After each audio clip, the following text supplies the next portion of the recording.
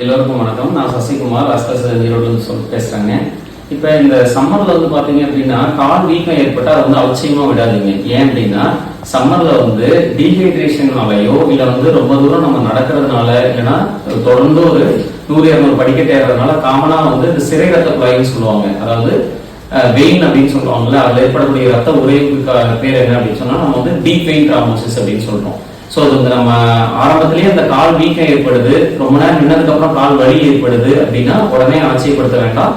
ரத்தநாள மருத்துவரை பாருங்க, பார்த்துட்டு டாக்டர் ஸ்கேனும் மற்ற ரத்த டெஸ்டுகள் செய்து அதுல டீப் வெயின் த்ராம்போசிஸ் இருந்ததுன்னா அதை ஏர்லியே ட்ரீட் பண்ணலாம்.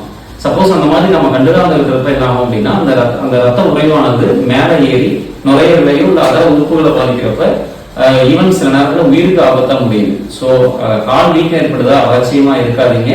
எப்பவுமே கால் வீக்கம் ஏற்பட்டுச்சு அப்படின்னா ரத்தநாள மருத்துவரை பார்த்து டீப் வெயின் த்ராம்போசிஸ் இருக்கா அப்படிங்கறத ரூல் அவுட் பண்ணிக்காங்க. நன்றி, வணக்கம்.